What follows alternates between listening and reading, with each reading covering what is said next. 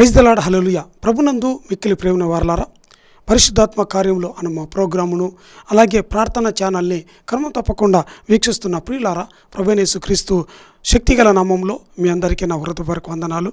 మరి ఈనాటి వాక్యభాగ సందేశంలో పరిశుద్ధాత్మ దేవుడు సంఘానికి అనుగ్రహించే అనేక రకాలైన ఆత్మవరాల గురించి మనం తెలుసుకుంటున్నాం. అందులో భాగంగా ఇప్పటి వరకు 27 రకాలైన ఆత్మవరాల గురించి తెలుసుకున్నాం. మొదటి భాగంగా మరి ఈ దయ్యాలు అంటే ఏంటి, లేదంటే దురాత్మలు అంటే ఏంటి, ఈ దయ్యాలు లేదంటే దురాత్మలకు బైబిల్లో ఉన్న దాదాపుగా 32 రకాల పేర్లు, మరి సాతానుకి 32 రకాల పేర్లు రాయబడినట్టుగా మరి అలాగే ఈ దయ్యాలు ఎలాగూ మనుషుల్ని బంధిస్తాయి, బాధిస్తాయి, పీడిస్తాయి అనే విషయాలు తెలుసుకున్నాం.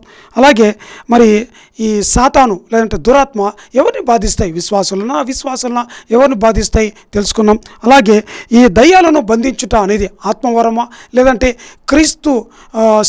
క్రీస్తు వాక్య అధికారమా అనే విషయాలు గడిచిన వారంలో మనం అనేక ఈ విషయాలను తెలుసుకున్నాం. అయితే ఈ దినం ఈ దయ్యాలను బంధించే అధికారంలో అంటే ఈ రెండవ భాగంలో మనం కొన్ని విషయాలు తెలుసుకోబోతున్నాం. ఏంటంటే ఈ దయ్యాలను బంధించే అధికారం అంటే ఏంటి, రెండవదిగా దయ్యాలను వెళ్ళగొట్టే అధికారం అంటే ఏంటి, ఈ రెండు మరి ఒకటేనా అనే విషయం తెలుసుకుందాం. అలాగే చూడండి, ఈ వరం పొందుకోవాలంటే ఒక వ్యక్తికి సాధారణంగా ఉండవలసిన లక్షణాలు ఏంటి, అయితే దేవుడు ఈ వరము మరి నేటి సంఘాలకి దేవుడు ఎందుకు ఇవ్వాలని ఇష్టపడుతున్నాడు, నేటి సంఘాలకి ఈ వరంతో అవసరం ఉందా అనే విషయాలు ఈ దినం తెలుసుకుందాం. మొట్టమొదట చిన్న ప్రార్థన చేసుకుని దేవుని వాక్య భాగాన్ని లోతుగా ధ్యానించుకుందాం. Thank you Lord. స్తోత్రం స్తోత్రం స్తోత్రం. పరిశుద్ధ ప్రభువా మీకు స్తోత్రం తండ్రి, రాజులకు రాజా మీకు స్తోత్రం నాయన, మహోన్నతుడ మహిమాన్వితుడ మహాగణుడ స్తోత్రం తండ్రి. ఇదిగోనైనా అయ్యా ఆత్మవరాల గురించి నాయన 27వ ఆత్మవరంగా నాయన దురాత్మల మీద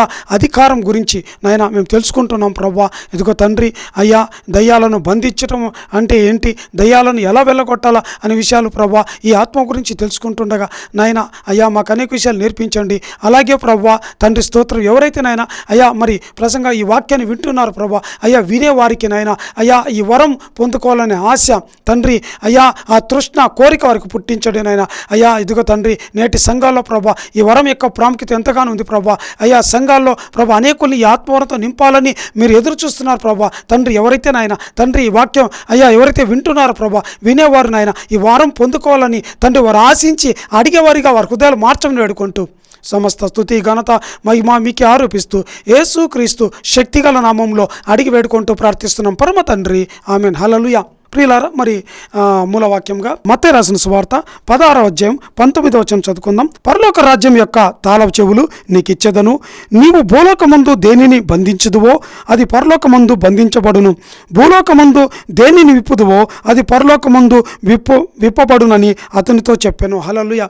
చూడండి, ఇక్కడ ప్రభువైన యేసుక్రీస్తుల వారు మరి పేతురుని పిలిచి, ఇదిగో పేతురు నేను నీకు ఈ వరాన్ని ఇస్తున్నా, సాతాను బలమంతటి మీద, సాతాను అధికారం అంతటి మీద, బలమంతటి మీద నీకు అధికారం ఇస్తున్నాను. ఏంటంటే ఇదిగో పరలోక సంబంధించిన ఈ తాళపు చెవులు నీకు ఇస్తున్నాను. ఒక తాళంతో నువ్వు బంధించగలవు, మరొక తాళంతో విప్పగలవు. హల్లెలూయా.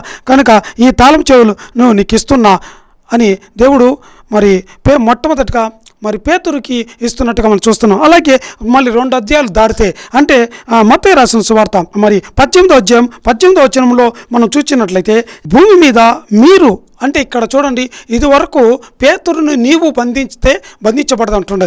ఇక్కడ 18వ వచనంలో భూమి మీద మీరు వేటిని బంధింతురో అవి పరలోకమందు బంధింపబడును, భూమి మీద మీరు వేటిని విప్పుదురో అవి పరలోకమందు విప్పబడునని మీతో నిశ్చయంగా చెప్పుచున్నాను. హల్లెలూయా. చూడండి, అక్కడ పేతురుతో చెప్పాడు, ఇక్కడ మళ్ళీ ఏంటంటే శిష్యులందరికీ మరి 12 మంది శిష్యులందరూ మిగిలిన 11 మంది శిష్యులకి ప్రభువైన యేసుక్రీస్తు వారు ఈ వరం అప్పగిస్తున్నట్టుగా వారికి మరి ఈ పరలోక తాళపు చెవి గుత్తి వారికి ఇస్తున్నట్టుగా మనం చూస్తున్నాం. హల్లెలూయా. తర్వాత మరి ఈ 12 మంది శిష్యుల తర్వాత ఇది కేవలం వారికేనా అంటే లేదు. హల్లెలూయా. మరి ఎవరైతే ప్రభువైన యేసుక్రీస్తు వారిని అంగీకరిస్తారో, ఆయన ఒప్పుకుంటారో ఆయనే మెస్సయ్య, మరి ఈ లోక రక్షకుడు ఆయనే దేవుడు అని ఎవరైతే ఒప్పుకుంటారో అలా ఒప్పుకునే వారందరికీ క్రీస్తుతో కూడా అంటే వాక్య సహితమైన వాక్య ఆధారమైన ఒక అధికారం, క్రీస్తు అధికారము అందరికీ ఇది ఒకరి తర్వాత ఒకరికి పొందుకుంటున్నట్టుగా మనం చూస్తున్నాం. చూడండి, మరి మనం ఒక వాక్యం చదువుకున్నట్లయితే లూకా రాసిన సువార్త 9వ అధ్యాయం 49వ వచనంలో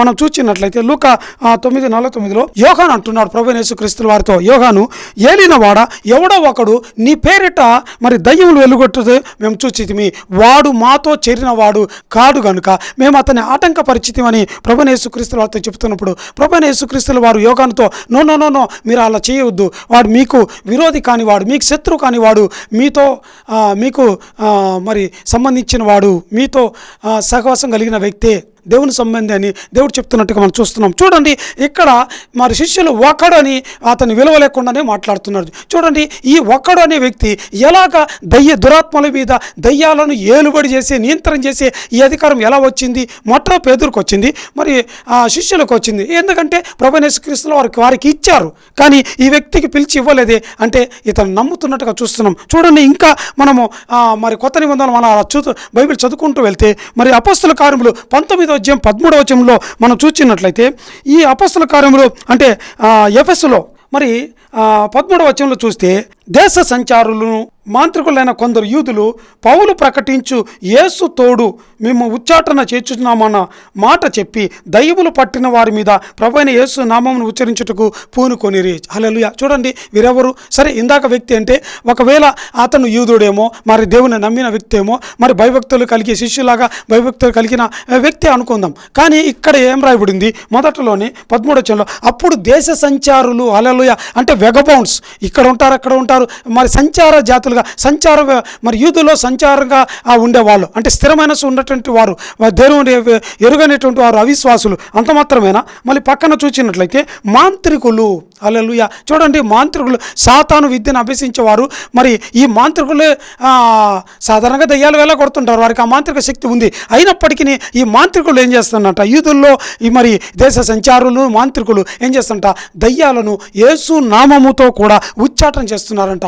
యేసు నామాన్ని, యేసు క్రీస్తు నామంలో, నజరేయుడైన యేసు క్రీస్తు నామంలో దయ్యమా వెళ్ళిపో, విడిచిపో అని గద్దిస్తున్నట్టుగా, దురాత్మలను వెళ్ళగొడుతున్నట్టుగా మనం చూస్తా ఉన్నాం. Hallelujah. How it is possible? ఇది ఎలాగూ సాధ్యము అంటే చూడండి, వారు నమ్ముతున్నారు. చూడండి, మీకు ఇక్కడ ప్రాముఖ్యమైన విషయం తెలుసుకుందాం, కొన్ని అంటే లోతైన మర్మం లాగా మనం కొన్ని విషయాలు తెలుసుకుందాం. ఇక్కడ నెక్స్ట్ కిందనే 14వ వచనము 16వ వచనం, ఈ 3 వచనాలు చూస్తే మరి అదే సమాజంలో ఎఫెసులోనే మరి ఒక ప్రధాన యాజకుడైన స్కెవయ అనే ప్రధాన యాజకుడికి 7 కుమారులు ఉన్నారు. ఈ 7 కుమారులు కూడా వెళ్ళి ఒక ఇంటిలో ఒక దయ్యం పట్టిన వ్యక్తి ఇంటిలోకి వెళ్ళి ఆ వ్యక్తిని 7 మరి స్కెవయ కుమారులు 7 యేసుక్రీస్తు నామములో దయ్యమా విడిచిపో, దయ్యమా విడిచిపో, యేసు నామములో గద్దిస్తున్న పో సతానా అని 7 మంది మరి 7 రకాల గొంతులతో స్వరముతో ఒక దయ్యాన్ని బంధిస్తుంటే ఆ దయ్యం విడిచిపోక పైగా ఏం చెప్తుందంటే, ఆ దయ్యం చెప్తుంటే అందుకు ఆ దయ్యము నేను యేసును గుర్తెరుగుదును, ఇంకా ఏంటంట పౌలును కూడా గుర్తెరుగును. అయితే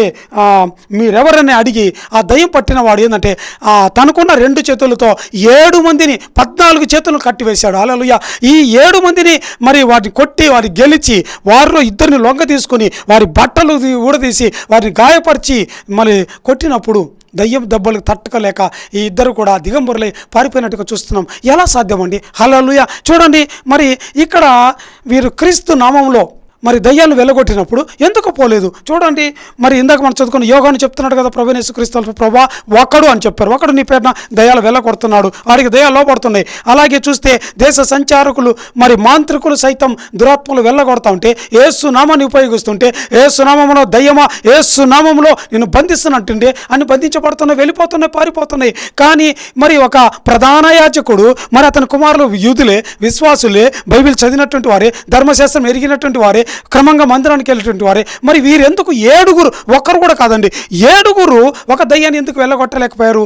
కారణం ఏంటంటే వారికి వీరికి తేడా ఏంటంటే చూడండి, ఆ యోగాన్ని చెప్తున్నట్టుగా ఒకడు నీ పేరిట దయ్యాలు వెళ్ళగొట్టాడు అన్నట్టుగా ఆ వ్యక్తి, తర్వాత మరి ఈ దేశ సంచారులు మాంత్రికులు వీళ్ళకి ఆ స్కెవయ ప్రధాన యాజకుడి కుమారుకి తేడా ఏంటంటే వీరు మొట్టమొదటిగా చూడండి దేవుని తమ మానవ మనసు పొందిన వారిగా చూడగలం. హల్లెలూయా. ఈ దేశ సంచారులు కావచ్చు, మాంత్రికులు కావచ్చు, మొట్టమొదటిగా వారిలో ఉన్న లక్షణం ఏంటంటే దయ్యాలు ఎందుకు వెళ్ళిపోతున్నాయంటే యేసు నామాన్ని ఉపయోగించేటప్పుడు దయ్యాలు వారికి లోబడి భయపడి ఎందుకు వెళ్ళిపోతానంటే వీరు మొట్టమొదటిగా మారు మనసు పొందారు. ఏంటంట, ఏసే దేవుడు, ఏసే మెస్సయ్య, ఏసే దేవుని కుమారుడు, ఆయనే క్రీస్తు, ఆయనే సర్వ సృష్టికర్త, ఆయనే నిజమైన దేవుడు అని మొట్టమొదటిగా వీరు నమ్ముతూ ఉన్నారు. తమ మనసును మార్చుకుంటున్నారు. అంటే ఇది వరకు వేరే వాటి మీద ఉంచిన లక్ష్యాన్ని తొలగించుకొని ఇక్కడ ఏసై మీద మనసు ఉంచుతున్నారు, మనసు మార్చుకుంటున్నారు. హల్లెలూయా. అలాగే మరి ఏసయ్యను తమ సొంత రక్షకునిగా వారు ఒప్పుకుంటున్నారు, ఏసయ్యను నమ్ముతూ ఉన్నారు. రెండవదిగా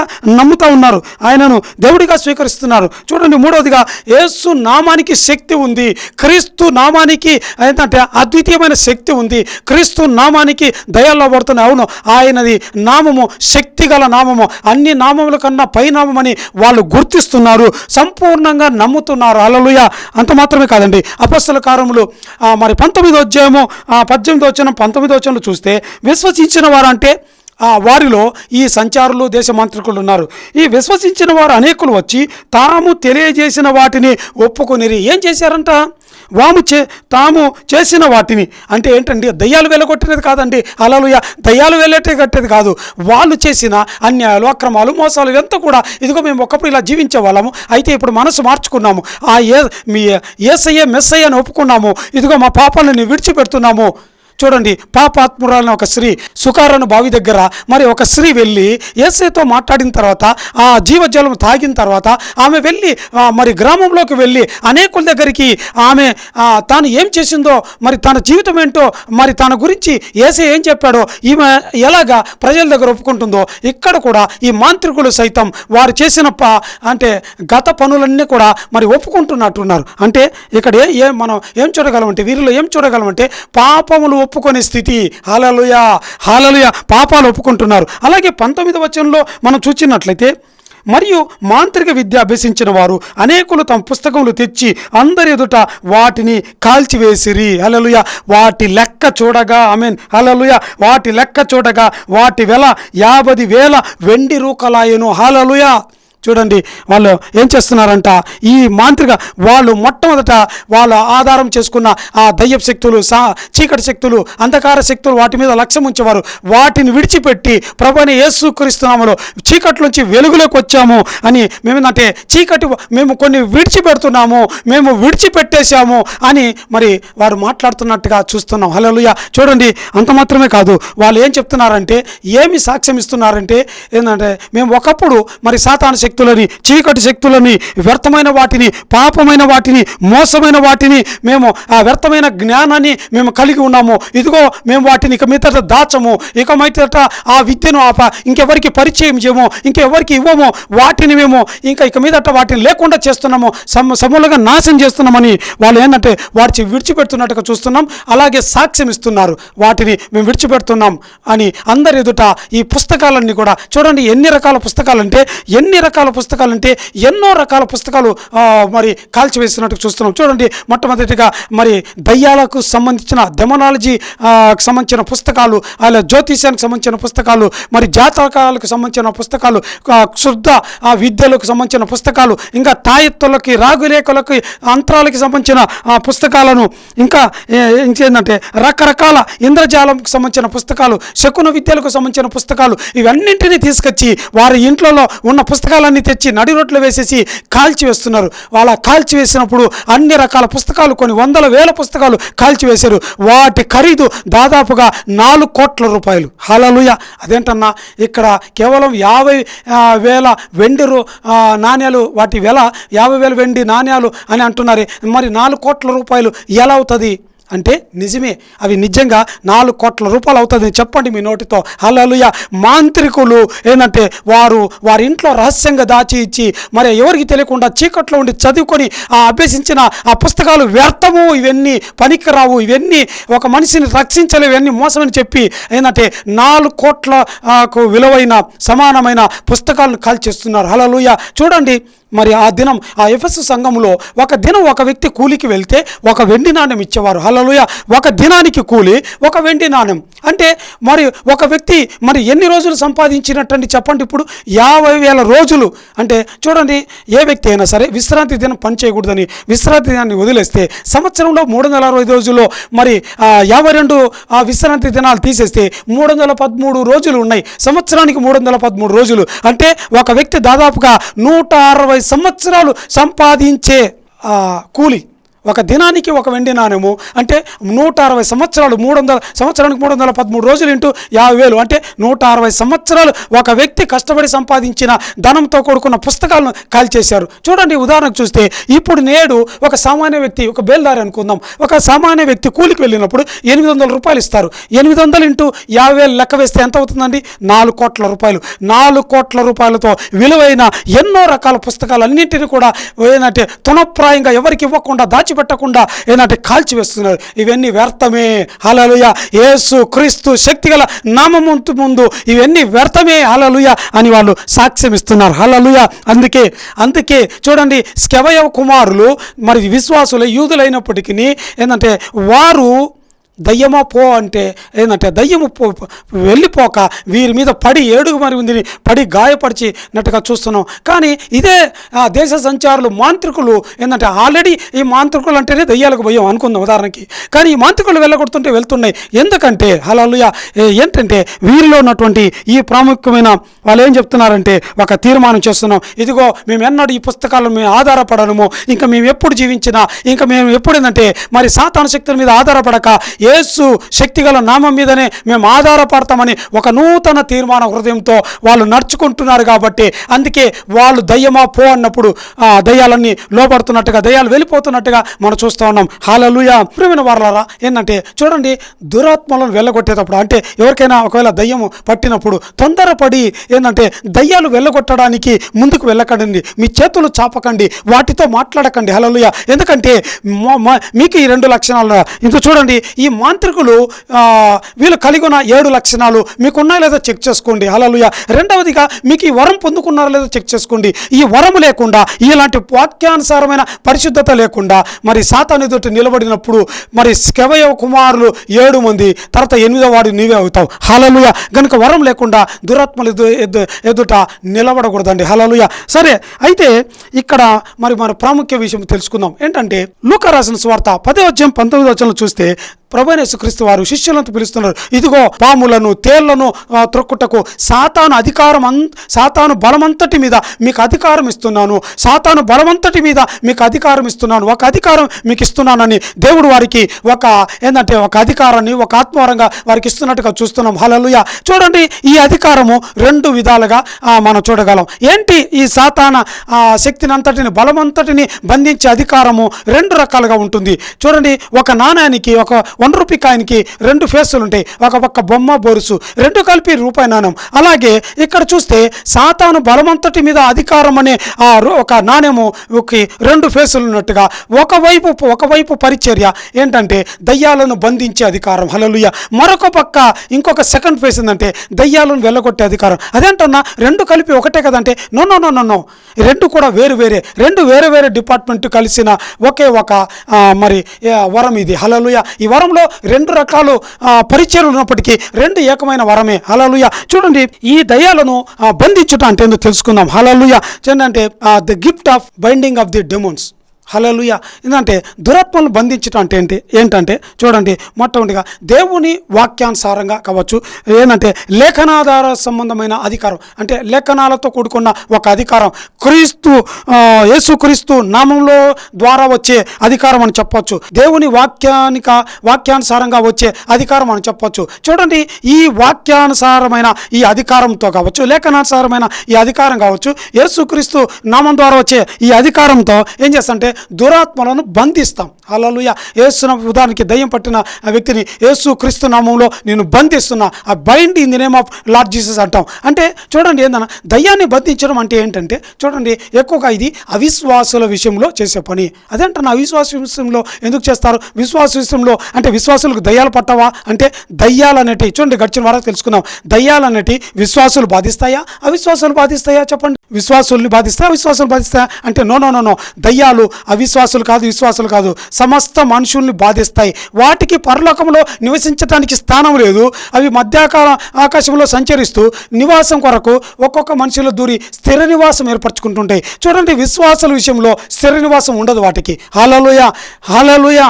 విశ్వాసుల విషయంలో స్థిర నివాసం ఉండదు, అవిశ్వాసుల విషయంలోనే స్థిర నివాసం ఉంటాయి. ఇలాగా అవిశ్వాసుల విషయంలో అవిశ్వాసుల్లో ఈ దురాత్మలవి స్థిర నివాసం కలిగి ఉండి, అంత మాత్రమే కాదు, ఈ అవిశ్వాసులతో కొన్ని పాప పనులు, మరి దేవునికి వ్యతిరేకమైన పనులు, మరి అసహ్యమైన పనులు, మరి చెడ్డ కార్యాలన్నీ చేస్తుంటాయి. ఉదాహరణకు చూస్తే త్రాగుడు, వ్యభిచారము, ఇంకా రకరకాలైన వ్యసనాలు, దురలవాట్లకు పరిచయం చేసి వీళ్ళని పాడు చేస్తూ మరి వీరి ద్వారా అనేకమైన హేయమైన పనులన్నీ ఇవి జరిగిస్తూ ఉంటాయి. హల్లెలూయా, హల్లెలూయా. చూడండి, మనం చదువుకున్నాం మత్తయి 16:19లో దేవుడు అంటున్నాడు, భూమి మీద మీరు దేన్ని బంధిస్తారో అంటే ఇక్కడ దయ్యం యొక్క ప్రభావాన్ని బంధిస్తున్నాం. ఒక వ్యక్తిలో దయ్యం యొక్క ప్రభావం ఉంటుంది. చూడండి, బంధించటం అనేది అవిశ్వాసులకి సంబంధించింది అవిశ్వాసులకి ఎందుకు విశ్వాసులు కాదంటే, విశ్వాసుల్ని పక్కన పెడదాం. అవిశ్వాసుల్లో చూడండి, ఎక్కువగా చాలామంది మనం నేటి సమాజంలో చూస్తున్నాం, ఎంతోమంది మంత్రాలు, తాయెత్తులు, మల్ల మందులు, రకరకాల చెల్లంగితనాల చేత మరి సంఘాలకి విశ్వాసులు మరి అవిశ్వాసులు అందరూ వచ్చేవాళ్ళు ఉంటారు. ఎక్కువగా ఇలాంటి ఈ మాంత్రిక సంబంధమైన పనులన్నీ అంటే ఉదాహరణకి చేతబడి తీసుకుందాం. ఒక వ్యక్తికి చేతబడి చేశారనుకోండి, చూడండి, చేతబడి అనేది పైకి కనిపిస్తుందండి? కనిపించదు. ఒక వ్యక్తి దయ్యం పట్టిందనుకోండి, దయ్యము ఆ వ్యక్తిలో వికృత చేష్టలు చేయడము, ఏవో పనులు చేయడము, అదంతా కూడా కనిపిస్తుంటాయి, క్రియలు కనిపిస్తుంటాయి. కానీ ఆ మాంత్రిక శక్తుల చేత ఒక వ్యక్తి బంధించబడ్డా అనుకోండి, అవి పైకి కనిపించవు, ఆంతరంగంలో దాగి ఉంటాయి. అలాంటప్పుడు ఏం చేస్తుంటే దయ్యాలను బంధించే ఈ అధికారాన్ని వాడాలా అంటే, ఒక వ్యక్తిని చేతబడి శక్తులతో మరి బంధించినప్పుడు మాంత్రికులు మరి ఈ వరం పొందుకున్న వాళ్ళు ఏంటంటే, ఈ దయ్యాలను బంధించే వరాన్ని ఆపరేట్ చేయాలి. యేసు నామములో ప్రభువా, ఈ వ్యక్తిలో ఆవరించిన సాతాను క్రియలన్నింటినీ బంధిస్తున్నాము అంటే, సాతాను శక్తులు బంధిస్తున్నామంటే, సాతాను ఇంకా ముందుకు కదలకుండా, వెనక్కిపోకుండా, ముందుకు పోకుండా, దాని పనులు, దాని కార్యము, దాని చిత్తులు దాని ప్రణాళిక అన్నింటిని కూడా మనం కట్టడి చేస్తున్నాము, దాన్ని బంధిస్తున్నాము. ఒక వ్యక్తిని మంత్రాల చేత బంధించినప్పుడు ఆ వ్యక్తి ఏమి చేయలేకుండా ఉంటాడు కదా, అలాగే ఆ వ్యక్తిలో క్రియ చేసే సాతాను శక్తులని బంధిస్తున్నాం. హల్లెలూయా. చూడండి, మీకు అర్థం కాలేదు కదా. చూడండి, ప్రభువైన యేసుక్రీస్తుల వారు ఈ విషయాన్ని మరి ఉపమాన రీతిగా చెప్తున్నట్టుగా మనం చూస్తున్నాం. లూకా రాసిన సువార్త 3:27 ప్రభువైన యేసుక్రీస్తుల వారి శిష్యులతో ఉపమాన రీతిగా చెప్తున్నారు. ఏంటంట, బలవంతుడైన వానిని మొదట బంధించితే గాని ఆ బలవంతుని ఇంటిలోనికి జొచ్చి వాని సామాగ్రిని దోచుకోలేము కదా. అవునండి, చూడండి, ఇక్కడ బలవంతుడంటే సాతాను. అంటే సాతాను ఒక వ్యక్తిలో, ఒక అవిశ్వాసిలో, మరి క్రీస్తుని ఎరుగని ఒక వ్యక్తిలో ఆ వ్యక్తిని బంధించి ఆ వ్యక్తి ద్వారా ఎన్నో కార్యక్రమాలు వాడు జరిగిస్తూ ఉంటాడు. ఎప్పుడైతే మనం ఈ దయ్యాలను బంధించే ఈ అధికారాన్ని వాడుతుంటామో అప్పుడు ఆ వ్యక్తిలో ఉన్నటువంటి దురాత్మ బంధించబడుతుంది. ఏంటంటే it is nothing but spiritual arrest. ఆ దయ్యం బంధించినప్పుడు దాని పనులన్నీ, దాని కార్యక్రమాలన్నీ ఆగిపోతుంటాయి. హల్లెలూయా.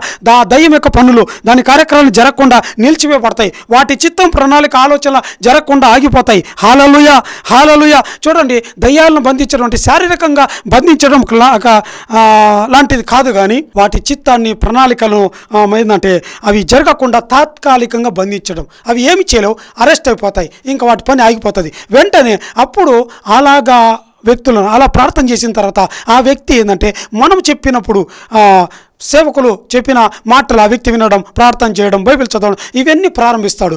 ఆ బంధించినప్పుడు ఆ వ్యక్తి వినడు. ఆ వ్యక్తిని ప్రార్థనకు తీసుకురావడం కూడా చాలా కష్టంగా ఉంటుంది. అందుకే మొట్టమొదటిగా అలా దేవుని దగ్గరికి రాకుండా ఉంటుంటారు కదా, ఇలా మాంత్రిక శక్తుల చేత బంధించబడేవారు వారిని ఏంటంటే యేసునామములో మొట్టమొదటిగా వారిని బంధించాలా. యేసునామములో సాతాను అధికారిని బంధించాలా, వ్యక్తులను కాదు, ఆ వ్యక్తిలో ఉన్న ప్రభావాన్ని బంధించాలా. హల్లెలూయా, హల్లెలూయా. ఇలాగా ఆ వ్యక్తిలో ఉన్నటువంటి చూడండి, చాలామంది మరి తాగుడు బోతుల్ని ఏంటంటే దయ్యమా పో అంటే దయ్యం ఎట్టపోతుంది, పోదు. తాగుడుబోతు అనేది అది లోపల సాతాను స్థిర నివాసం ఏర్పరచుకొని ఆ వ్యక్తిని అలా అంటే నడిపిస్తూ ఉంటుంది. అలా నడిపించే వ్యక్తిని బంధించాలి మొట్టమొదట. హల్లెలూయా. ఆ తర్వాత ఈ వ్యక్తికి తాగే వ్యక్తికి మరి వాక్యం గురించి చెప్పినప్పుడు ఆ వ్యక్తి వినడానికి మరి ట్రై చేయడం ప్రారంభిస్తాడు. వినేటప్పుడు ఆ వ్యక్తి ఏంటంటే విన్న వాక్యము అతని హృదయంలో నాటుకుపోయి పనిచేయడం ప్రారంభిస్తుంది. ఎందుకంటే దయ్యాన్ని బంధించకుండా ఆ తాగుడుబోతులు అనే వ్యక్తులకు వాక్యం చెబితే ఆ లోపల ఉన్న సాతాను వాక్యం తినివేసి చెప్పకుండా కూడా బాగుందునేమో అన్నట్టుగా క్రియేట్ చేస్తుంది. హల్లెలూయా. కనుక చూడండి, ఈ దయ్యాలను బంధించడం వల్ల ఏంటంటే దురాత్మ శక్తులు, మంత్రాలు, తాయెత్తులు, మంత్రప్రభావాలు, చెల్లంగితనం, చేతబడు వాటి అన్నింటినీ కూడా వాటి చుట్టూ కోట కూడా కట్టినట్టే వాటి ప్రభావం ఇంకా జరగకుండా అవి కదలకుండా ముందుకు పోకుండా తాత్కాలికంగా వాటిని స్పిరిచువల్ అరెస్ట్ చేసినట్టుతో దాంతో సమాధానంగా మనం చూస్తున్నాం. హల్లెలూయా. హల్లెలూయా.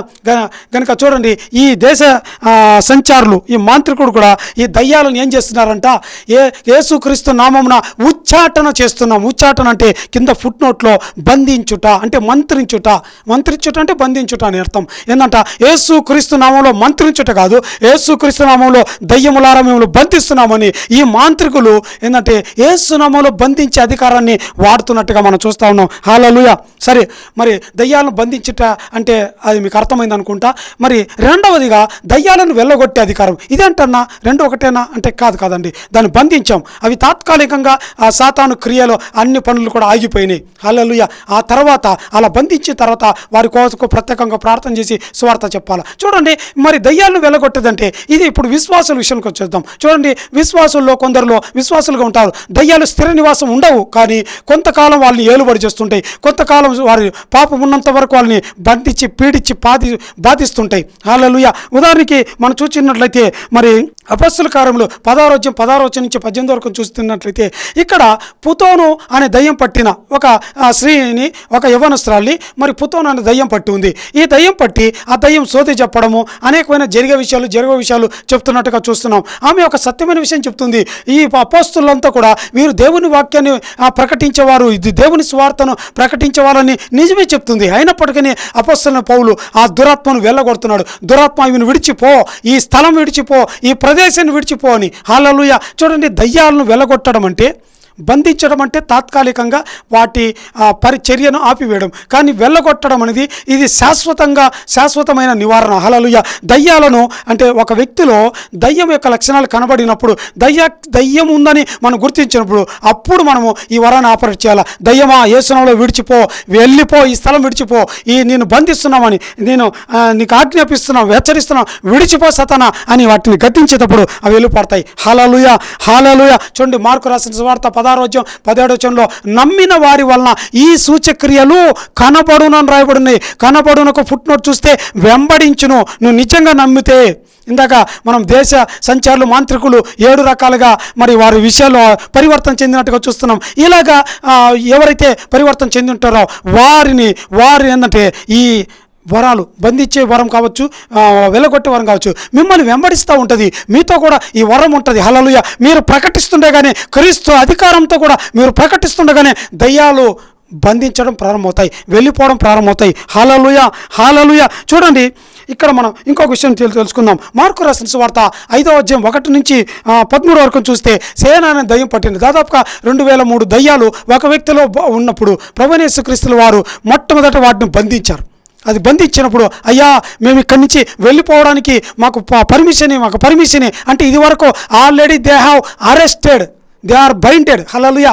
ఆ 3000 దయ్యాలు యేసుని బతిమలాడుకుంటున్నాయి. ఆ యేసు దగ్గరికి అవి పరిగెత్తుకుంటూ వచ్చాయి, అవి బంధించబడ్డాయి కాబట్టి. హల్లెలూయా. తర్వాత యేసయ్య వెళ్ళిపో అన్నప్పుడు అవి వెళ్ళిపోతున్నాయి. హల్లెలూయా. 2 రకాల వరాలు సైమల్టేనియస్గా ప్రభువైన యేసుక్రీస్తు వారు వాడుతున్నట్టుగా తాత్కాలికంగా బంధించాయి. బంధించిన వెంటనే ఈ వ్యక్తి మరి చీకట్లో సాతాను పనులన్నీ ఆగిపోయినాయి. వెంటనే ఆ వ్యక్తి యేసయ్య దగ్గరికి వస్తున్నాడు. వచ్చి యేసయ్య దగ్గరికి గుర్తించి యేసయ్యతో వస్తున్నాడు. లోపల దయ్యాలు మాట్లాడుతున్నాయి, అయ్యా మేము వెళ్ళిపోతాం అని ఆ వ్యక్తిలోంచి, ఆ స్థలంలోంచి, ఆ ప్రదేశంలోంచి శాశ్వతంగా వెళ్ళిపోయినట్టుగా మనం చూస్తూ ఉన్నాం. హల్లెలూయా. హల్లెలూయా. ఈ విధంగా చూడండి. అలాగే ఇంకా విశ్వాసులకి మరి లూకా రాసిన సువార్త 13:16 చూస్తే 18 సంవత్సరాలు నడుము వంగిపోయిన స్త్రీని మనం చూడగలం. చూడండి, ఈ స్త్రీని కూడా దేవుడు ఏం చేస్తుంటే ఆ స్త్రీలో ఉన్న దయ్యం, ఆ వ్యాధి తెచ్చిపెట్టిన దయ్యం సాతానా పోను, ఇవి విశ్వాసే దేవుని మందిరంలో 18 సంవత్సరాల నుంచి ఉంది. మరి ఈ స్త్రీలో ఉన్న దయ్యాన్ని ప్రభువైన యేసుక్రీస్తు వారు గద్దించినప్పుడు ఆ దయ్యం దురాత్మ వెళ్ళిపోతున్నట్టుగా మనం చూస్తున్నాం. హల్లెలూయా.